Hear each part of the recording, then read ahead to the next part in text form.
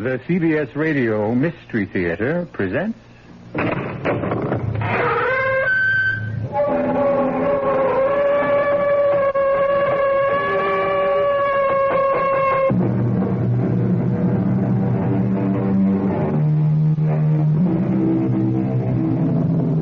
Come in.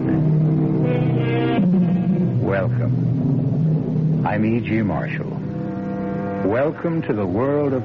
No, not your imagination this time, but that of a man, a writer, who had more than enough for both of us. This time, then, I bid you relax, let your imagination take a holiday, as I bring you not only a story of horror, but of wit and brilliance. Oscar Wilde's The Picture of Dorian Gray. But the portrait of you, Dorian, the portrait I painted of you, it is hideous. Dorian, what does this mean? It means that the wish, the frightful wish I made in your studio 18 months ago was granted. Impossible. The room is damp. Mildew has got into the canvas. The paints I used had some mineral poison in them. I tell you, the thing is impossible. This is the face of a monster. Yes, Hallward. The face of a monster. The face of my soul.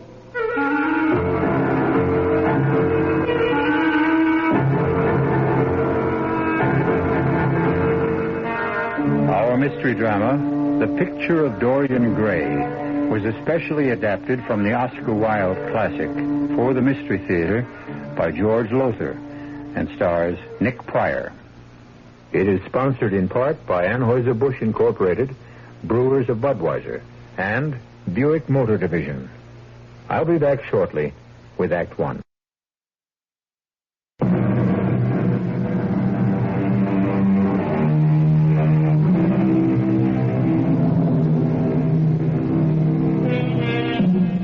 Nothing is new under the sun.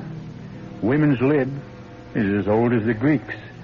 And the vaunted liberality of our times, do your own thing. Live today, pay tomorrow. Whatever is pleasurable is right, was more than anticipated by a certain Victorian named Oscar Wilde, who in 1891 wrote The Picture of Dorian Gray. Come with me now to the London studio of the celebrated portrait painter Basil Hallward. A handsome young man, Dorian Gray, is having his portrait painted as he chats with Lord Henry Wotton, a rather dissolute, depraved man about town. Please don't move about so much, Dorian. And don't pay any attention to what Lord Henry says. He has a very bad influence on people. Have you, Lord Henry? A bad influence on people? There is no such thing as a good influence, Mr. Gray. All influence is immoral. Oh, why? Because to influence a person is to give him one's own soul. He does not think his own thoughts or burn with his natural passions. And so when one person influences another, if you were to influence me, for example... Your individuality would be to that degree destroyed. Just turn your head a little more to the right, Dorian. Well, I doubt if you could influence me very much, Sir Henry. I'm told you're a very wicked man. Wicked? I only believe in living my life fully, completely, in giving expression to every thought, reality, to every dream. Most men believe in virtue. I believe in sin. In sin? Dorian, don't move, please. But of course, the only way to get rid of a temptation is to yield to it. A provocative thought, Lord Henry. The truth, nothing more. You, Mr. Gray, you yourself, a fresh youth of 20 summers, you have already had passions that made you afraid, thoughts that filled you with terror, daydreams and sleeping dreams whose mere memory might bring a flush of shame to your cheeks. Perhaps. Take my advice. Live while you're young. Youth is the one thing worth having. Oh, I don't feel that way, Lord Henry. Because you are young. Have your youth. But someday when you're old and wrinkled and ugly, when thought has seared your forehead with its lines, and passion branded your lips with its hideous fires, then you will feel it You will feel it terribly. You talk too much, Harry. And frankly, I don't much care for these thoughts you're putting into Dorian's head. Well, you'll not talk any longer. The portrait is finished. Come and look at it. Oh. Well, Dorian, what is it? Why did you draw back from your portrait? Don't you like it? I like it too much. Too much. Well, what do you mean? You have painted me as I am, but as Lord Henry just said, someday I shall be old, wrinkled, ugly. Oh, come, Mr. Gray, don't take me too seriously. Many, many years will pass before you are old. But why should it be that way? Why should this portrait keep what I must lose? Ah, if it were only the other way. If the picture could change, and I could always be what I am now. I'd sell my soul to the devil if that could be true. Look, there's a portrait. The portrait's fallen to the floor. God in heaven, Hallward, Lord Henry, you don't think the devil heard me, do you? Nothing as supernatural as all that, Dorian. I've been meaning to fix a cracked leg in that easel for weeks, and it finally broke, that's all. Is the portrait damaged? No, not in the least. Are you, Mr. Gray? I? Damaged?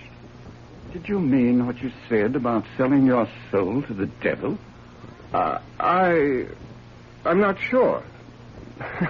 But you never know. If the portrait could grow old instead of me, I think I might. I really think I might.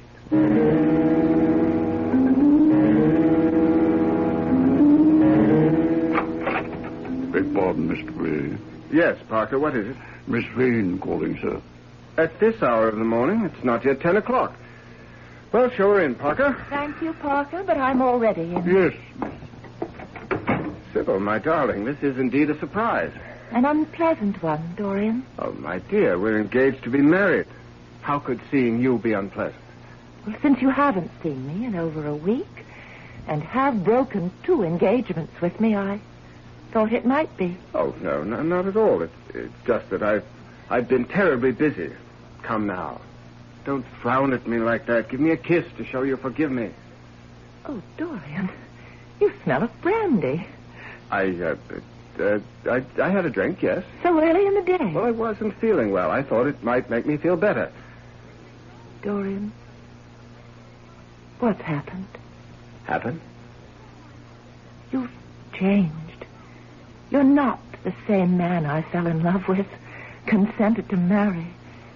You haven't been the same since that portrait of you over the fireplace came into this house. Well, that's a silly thing to say. You're certainly not blaming my portrait for what I do. No, I simply date the change in you from the day it was finished. But there is no change in me. You only imagine... Did I imagine you're not calling on me in a week? Did I imagine you're ignoring my messages? And the stories that I'm hearing about you? Do I imagine them? What stories? Stories concerning you and Lord Henry Wotton. Stories so coarse, so vile that I dare not repeat them. He is anything but wicked, Sybil. He lives differently from most others. That's all. He believes in doing what you want to do, in living freely, without constraint. Do you believe in that too? I don't quite know. Dorian, darling, it's one thing to be free, another to be depraved. You think me depraved? I think that you're easily led, and that Lord Henry is leading you into a life you'll have reason to regret. Oh, Dorian, don't look at me as if you hated me. I'm only saying these things to you because I love you. I love you deeply, devotedly, passionately. You're so precious to me. So precious, I think I'd die if anything happened to you. Oh, forgive me, Sybil. You are just as precious to me, as precious as life itself. Oh, Dorian, my dear. Oh, sweetheart. Are you free this evening? Can you dine with me? Of course. Then I'll call for you at 8 sharp. Oh, wonderful. I'll spend the entire day looking forward. Why? That's odd. What? Your portrait. Odd? What's odd about it? Well, this is only the second time I've seen it, but it seemed to me that the first time I saw it, it seems that it was a superb likeness Oh, of it you. is. It is. Basil Hallward is one of the most brilliant portrait painters in all of Europe. Yes, there's no doubt of that, but there's something a little wrong with the mouth. Darling, there's always something a little wrong with the mouth. No, be serious. Your mouth is gentle and sensitive, almost tender. And the mouth of the portrait, well, don't you see it? It has almost a cruel look about it. Nonsense. It must be the light. No, I think it's more No, than you that. imagine things. Tonight at 8.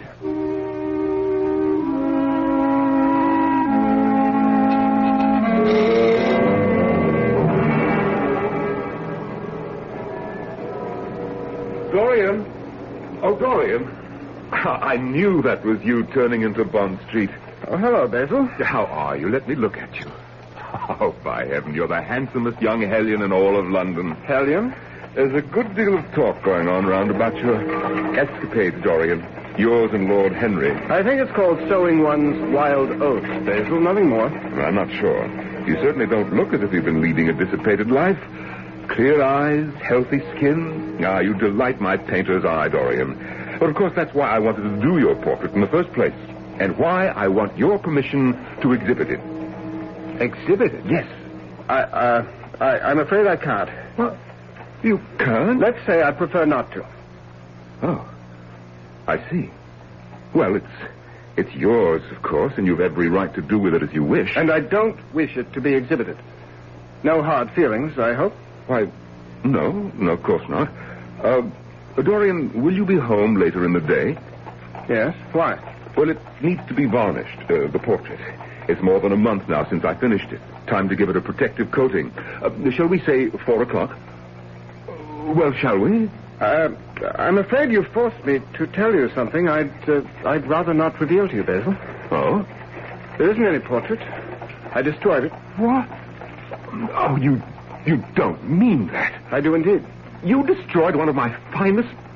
Why, in heaven's name, man, why? I simply didn't care for it, that's all. Well, you liked it well enough the first time you saw it. Very true, but the more I looked at it, the more I felt it wasn't me. Well, I see that the stories about you are true. I was afraid they might be once I heard you'd become close friends with Harry Wotton. Your friend, too, Basil. Yes, but I'm older than you by 20 years, Dorian, and not easily led.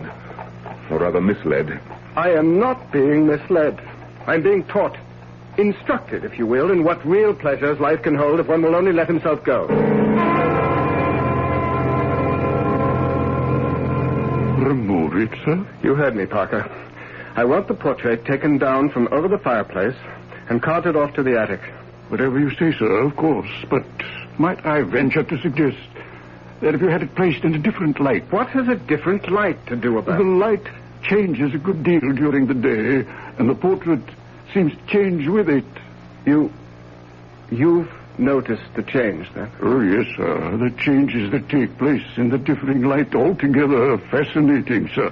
Much as I shall be sorry to deprive you of your entertainment, Parker, have it taken to the attic. I'll do it first thing in the morning, sir. No, damn it! You'll do it now! It would seem that Dorian Gray's wish is coming true. That the portrait is beginning to show the ravages of his dissipations, not he. But if that is so, and certainly it seems to be, what price will he be forced to pay before the end is reached? Who sells his soul to the devil deals with a harsh bargainer. I'll be back shortly with Act 2.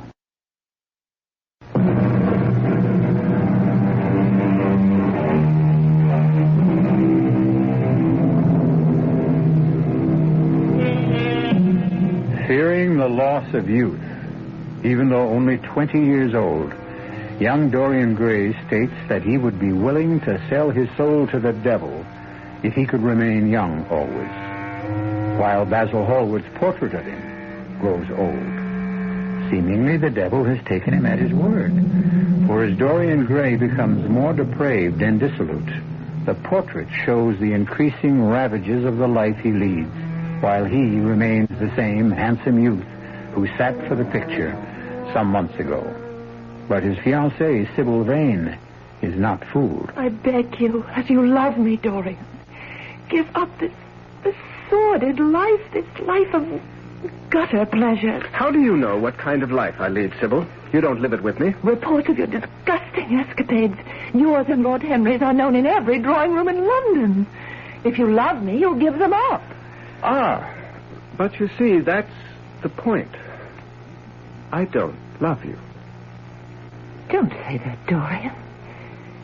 Even if you mean it only to wound me, to strike back, don't say it. It's of no consequence to me whether I wound you or not. You're not yourself. Not myself. My dear, I am more myself than I've ever been in all my life before. In any case, I'm sufficiently myself to tell you now what, for so-called reasons of decency, I have not told you before. I no longer love you. In fact, Sybil, I'm through with you. Dorian, you loved me. No longer. You gave me your heart, your very soul. My heart, I take back. As for my soul, it belongs to another, I'm afraid. I can't believe this. You look unchanged. You look as you've always looked. Gentle, tender, compassionate, and kind. But you are not.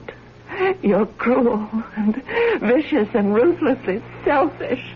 You've become an animal. Be grateful, then, that I'm releasing you from any obligation we may have had. And please, don't be tiresome. Just go now, won't you? I love you.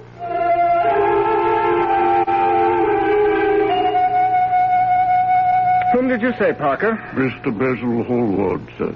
That's who I thought you said. Well, I'm already late for the opera. Tell him I'm not at home. Yes, sir. I'm sorry, Mr. Hallward, but Mr. Gray is not... Mr. Hallward, please, you can't go in there. Hallward, how dare you? I must see you. I thought you wished never to see me again. I am not here from choice, Dorian. What did you do to Sybil Vane? I? Nothing. Whatever has been done to Sybil Vane, she did to herself. What do you mean by that nonsense? Simply that I told her I no longer love her and want none of her. Sybil is dead, Dorian. By her own hand. Pity. And now, if you'll excuse me... You aren't going to the opera. Why, yes. You have just heard of the death of the woman you loved. The woman who took her own life for love of you.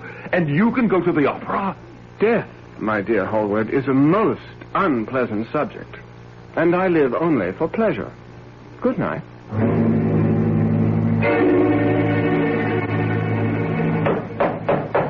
Coming.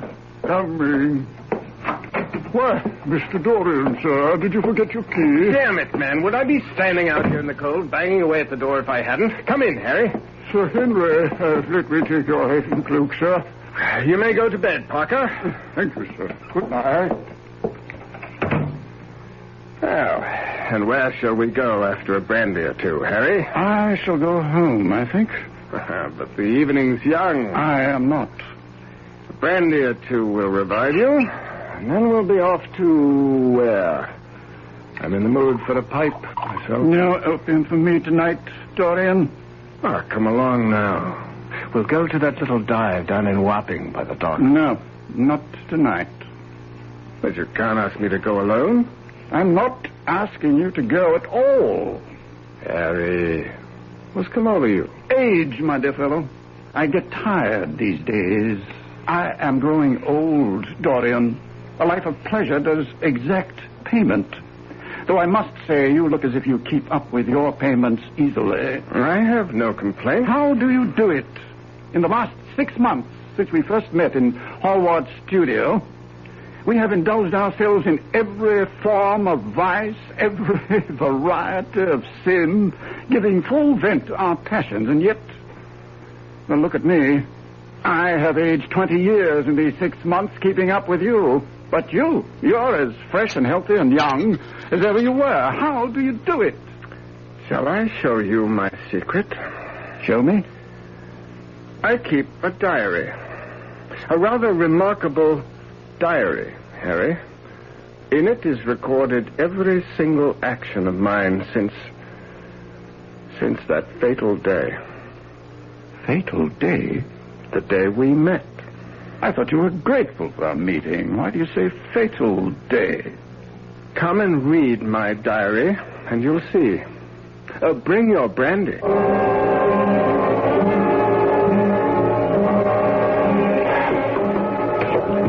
All these stairs, Dorian. Where are you taking me? The attic. Keep your diary in the attic? You'll see. Here we are. Wait a moment while I light a candle. All right, Harry. There. In that corner. I can't see a thing. Too dark. Too many shadows. It's a dark diary, Harry. And it has many shadows. Here. Take this candle. Now, go forward. Good Lord. I thought you'd be shocked, Harry. Shocked? I'm shattered. Where did you get this hideous painting? Basil Hallward. Impossible. Basil never painted anything as unholy, ungodly as this. Well, really, he didn't. I did. You? And you. Dorian, I'm tiring quickly of your veiled answers. What is this thing? It is a portrait done by Basil Hallward. It is the portrait of Dorian Gray. Of you? This is the portrait he finished that day? It was. It no longer is. But I don't understand that. What has happened here? What indeed? Dorian, tell me, what? I made a wish in Hallward's studio, you remember? No. I said I would willingly sell my soul to the devil if I could remain forever youthful, no matter what excesses of physical pleasure I indulged in, and only this portrait aged. Yes, now I remember, yes. The devil heard and remembered, even though you did not. But it's incredible. So have been the vile delights you revealed to me, Harry. The gutter pleasures, as Sybil termed them. Sybil Vane, your fiancée? Yes. She's dead, Harry. Oh, no. Ah, yes. And by her own hand. Suicide? Why? Why? She was such a lovely thing, fresh as a rose, innocent as a new fallen snowflake. You break my heart to tell me this. Why would she have done such a thing? Oh, she didn't. I did. You? And again, you. Damn, enough of this, I say. What in hell's name are you getting at? I think the truth. What truth? That you were wrong. Tragically wrong. You said that day in Basil's studio, the body sins once and has done with its sin, for action is a mode of purification. Oh, Harry, how wrong you were. Not wrong. Beaten, whipped, vanquished, conquered by my own vices. And you led me into a life of sin? Led? Who led? You wanted it. I tell you truly that I have never been so appalled by such viciousness as I found in you. You said, that day you said, the only way to get rid of temptation is to yield to it. But I might have added that the only way to overcome temptation is to fight it. What are you holding there in your hand? I can't see in the candlelight. What? A knife. What are you going to do with it? Kill you. Why? You deserve to die. Or put another way, you don't deserve to live. You will never learn, will you? Life isn't something you deserve. It's a burden you must carry. Then be grateful to me, Harry. I am about to relieve you of your... No!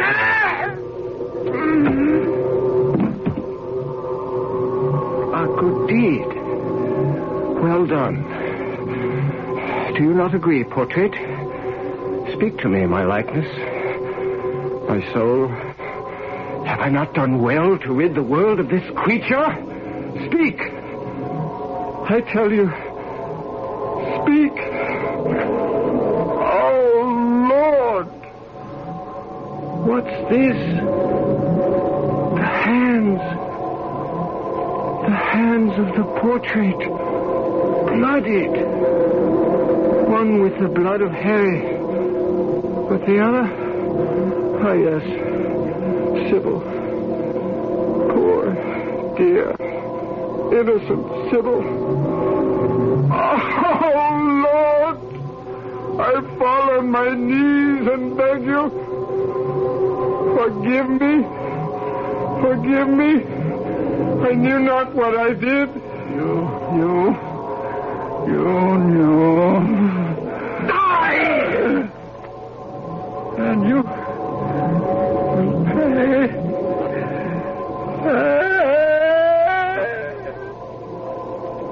Pay. How much more? How much more?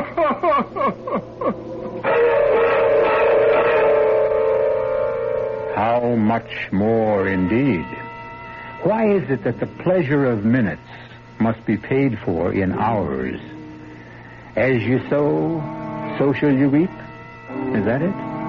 Appears that way. Well, Dorian Gray sowed much seed, and his reaping of the harvest was not yet over, as we'll hear when I return shortly with Act 3.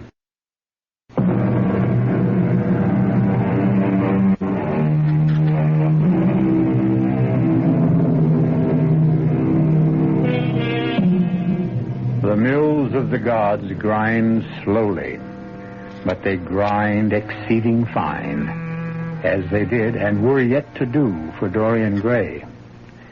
See him as he sits now, near 3 in the morning, in the library of his London house. A youth uncommonly handsome, not a line in his attractive face, the personification of young innocence. Yet in the attic above stands the portrait of not him, but his soul. A soul made hideous by unmentionable sins. Oh, Basil, I'm grateful to you for coming. I cannot tell you how grateful. You should be. Candidly, I don't know why I came, but the message you sent with Parker, well, I'd be inhuman not to answer such a plea, even from the likes of you. Sit down. Let me give you a brandy. No. Now tell me what you want of me and be quick about it. Oh, I need your help. I am desperate. So I gathered from your message. Will you help me? I should not be here at 3 in the morning otherwise. Yes, I'll help you if I can, though you don't deserve it. I'll do it for the friendship we once had. Well, I went to the opera tonight with Sir Henry.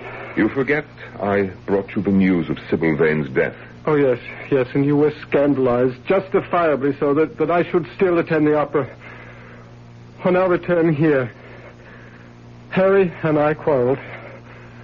And Basil, I killed him. Dorian. I stabbed him to death. At this moment, his body lies upstairs in the attic. The attic? It was there I killed him, in a sudden fit of rage. What in the world were you doing in the attic? I had taken him there to show him my portrait. What portrait? The one you did of me. The one I... But, Dorian, you told me you destroyed it. I lied. I didn't want you to exhibit it. You couldn't have in any case, but I didn't even want you to see it. Why in heaven's name not? You will see when we go up. You want me to go up there? Basil, you must get rid of the body for me. What? Are you mad? It would involve me in a murder. A murder for which you bear as much responsibility as I. Responsibility? I bear as much as... You painted the portrait. You introduced me to Sir Henry. Had it not been for either, I should not be in this frightful situation. Nonsense. You can't blame me for what you... Help me. I beg you. I tell you no. Get someone else. Anyone. Or do it yourself. I can't. I dare not touch the body. I dare not even go near it. It revolts me. If I were to consent to this, how am I to get rid of the body? You came in your carriage, did you not? Yes. All right. You have only to carry the body down from the attic, put it in your carriage, drive to the river, and dump it in. What if I am seen? Well, you must take care not to be. Basil, please, for the friendship you once bore me, for the responsibility you do bear in all this, whether you agree or not, please. Well, I can at least go up with you and see what may be done. Thank you, Basil, thank you. I'll take the candelabra. Follow me.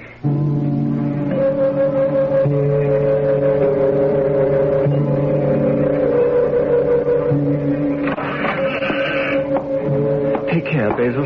Don't stumble. There. Whatever Harry may have been, he was my friend. But I cannot help but say, the world is well rid of him. As it will be of me. I'll not deny it. Now, where is the portrait? Oh, you don't want to see that. Dorian, if you wish me to help you get rid of Harry's body, then you'll have to let me see the portrait. It's that or nothing. Very well. It's there, in the corner. Here, take the candelabra. Oh, thank you. You see? Oh, but this is horrible. Hideous. I never painted this. No, I did. No, it can't be. The room is damp. Mildew has got into the canvas. That would account for the green splotches on the cheeks. The paints I used had some mineral poison in them. Heads with cancerous growths on the nose, the forehead. Oh, heaven help me. This is the face of a monster. Yes, Basil. The face of a monster. The face of my soul. If this is what you are, truly are. It is. I am. Then I'll have nothing to do with you. Oh, you're not human. You're a devil. A fiend. Oh, let me out of here. Wait. You said you'd help. I must get out of here. I must leave this hellhole you call a home. Basil. No, come back. Help me, Basil. You must help me. Help me. Someone help me. Oh, help me.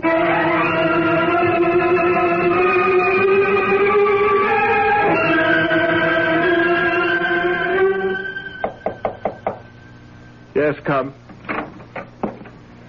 What now, Parker? You have visitors, sir. Who? Miss Catherine Wilson from British Charities. Oh, yes. Yes, show her in. Parker? Sir? You conveyed my order to the other servants? About the attic, oh, yes. No one will enter the attic, sir, without your permission. Not even you? Not even I, sir. Show Miss Wilson in. You come this way, Miss Wilson. Miss Catherine Wilson. Good of you to come, Miss Wilson. Won't you sit down? Thank you, Mr. Gray. May I say it's good of you to wish to contribute so handsome a sum to our charity. Yes, tell me about your charity. How will the money I give you be spent? Oh, in many ways. To help poor children, orphans, widows in need of assistance, young people who Young not... people? Well, yes. Young men, young women, many of whom need help in all sorts of ways. Why do you look at me like that? What did you say your name is? Catherine Wilson. Why do you ask? You look very much like a young woman I was engaged to marry once. It's strange. You didn't look like her when you came in, but now you seem to be changing before my very eyes. No, Mr. Gray. I am me. No, you're not. You're Sybil Vane. Mr. Gray. You're Sybil. Only you can't be because you're dead. Dead. You are dead, aren't you? Please, Mr. Gray, take your hands off me. What's come over you, sir? You're not dead. You are here. It is you. Ah, Sybil. Sybil, my darling. Mr. Gray, no, please. don't pull away. Let me hold you, embrace you, love you as I once... Oh, good Lord. Oh, what am I doing? You're not Sybil Vane. Mr. Gray, I'm afraid you're ill, not yourself. I shall come back some other day. No. Good day, Mr. Gray. What happened to me? What is happening to me? Sir, are you all right? The young lady said she thought you were ill. I confess I don't feel altogether well. Some brandy, sir? Yes. Please, Harry. Beg pardon, sir. What? Why, I think you called me Harry. Oh, how could I possibly have called you Harry? Harry's dead. Sir Henry dead, sir? What? What? Sir, you are ill. No. Don't try to get up, sir. Sit right there. I'll fetch the brandy. Yes, do that. You'll forgive my saying so, sir, but to judge from Sir Henry's high spirits when you returned from the opera last night, he has many years yet to live. In hell? Sir, you're saying the strangest things. Here, drink this. Oh, thank you, Harry. Sir, it's Parker, your manservant. The best servant a man ever had. A devoted man, more friend than servant. Better friend than any of them. Better friend than you are, Harry. You swine. Sir. Get out, Harry. Damn you. Get out! Mr. Dorian, sir. What, Parker? Sir, I'm going to fetch the doctor. Doctor? No doctor can help me, Parker. Permit me to differ, sir. I shall fetch him at once.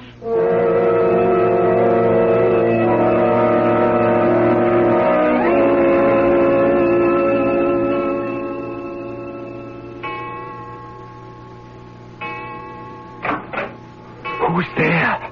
Only Parker, sir. It's 11 o'clock. I thought I'd just look in on you before retiring. How do you feel, sir? Not well.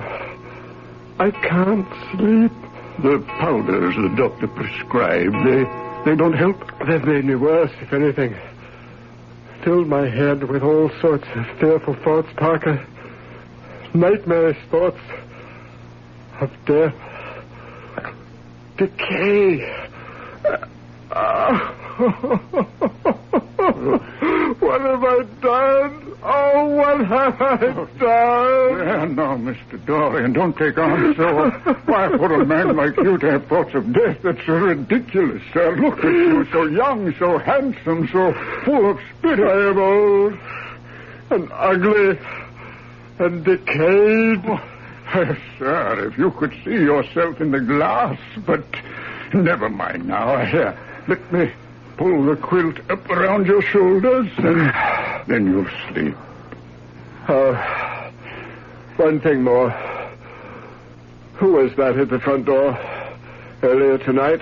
Oh, nothing important, sir. It was a message from Mr. Hallward's housekeeper, sir. Basil's housekeeper? Why would she send a message? Oh, she thought you'd want to know, since you were one of his closest friends. Where? Oh, I'm sorry to tell you he's dead, sir. How? He took his own life, sir. Oh, sir. Sir, I shouldn't have told you. I'll fetch the doctor. No. You need help. Yes. And you can help me, Parker. Anything, sir, anything. Help me to the attic. The attic? I feel too weak to go alone. Nor do I dare go alone. And there is something I must do. Help me, good friend. Please help me. Careful. Let me get an arm around you. The candle. Can you manage? Easily. Let us go then.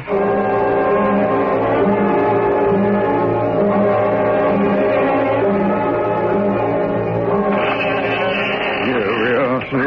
What is it you wish to do? I shall need a knife. I'll go down and fetch. No need. No need. Shine that candle over there. Yes, sir. Mr. Dorian, that looks like a body, a dead body.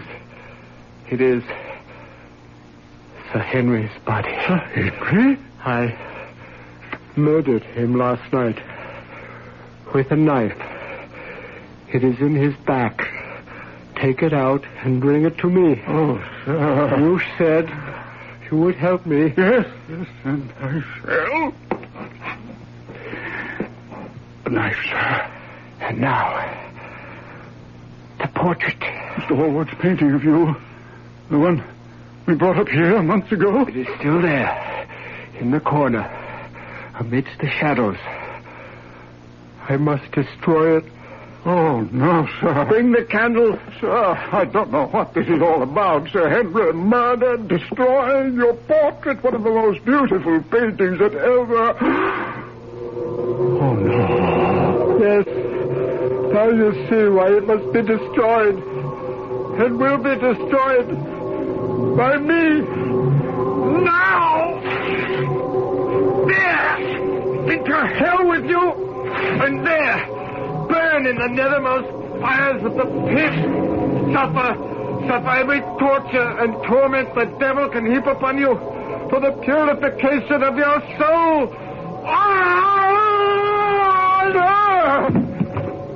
Mr. Dorian! Mr. Dorian! The portrait. Look at the portrait. Changing. Heaven protect us, it's changing before my very eyes. That hideous monster is becoming young and handsome and beautiful. It's you, sir. You. As Mr. Hallward painted you. Here, let me hold you up so you can look for... Oh, you are becoming... Yes, withered, scabrous, loathsome. I have become what I really am. The true picture of Dorian Gray.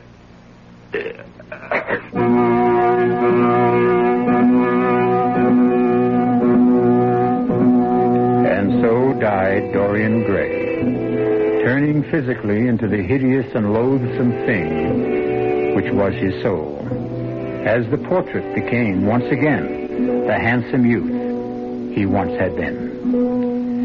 As I read the picture of Dorian Gray, I couldn't help but wonder if our modern penchant for doing your own thing might not be leading some of us, at least, to the same end as poor Dorian.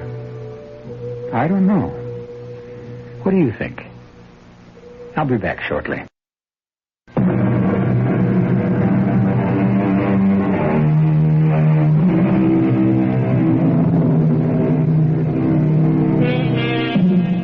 Oscar Wilde poured into the picture of Dorian Gray all his brilliant wit and all his wisdom, too. The wisdom of experience. For Wilde lived life to the hilt and paid for it, as must we all. Our cast included Nick Pryor, Norman Rose, and Roger DeCoven. The entire production was under the direction of Hyman Brown. Now, a preview of our next tale. Unlatch that belt, paleface, or I'll use it to make your other end red. Better get on your horse. Bye, Mom. I love you. I love you too, Billy boy. And I also could kill your Uncle Ralph for this stupid birthday present. Guns. What place do they have in our life? Or anyone's? Why does the back doorbell always ring when you're at the front? Coming! All right. What's so important? Yes? Hello, wife. Long time no see. Who are you? What do you... Oh, no. It could be... Radio Mystery Theater was sponsored in part by Buick Motor Division and Anheuser-Busch Incorporated, brewers of Budweiser. This is E.G. Marshall inviting you to return to our Mystery Theater for another adventure in the macabre. Until next time, pleasant dreams.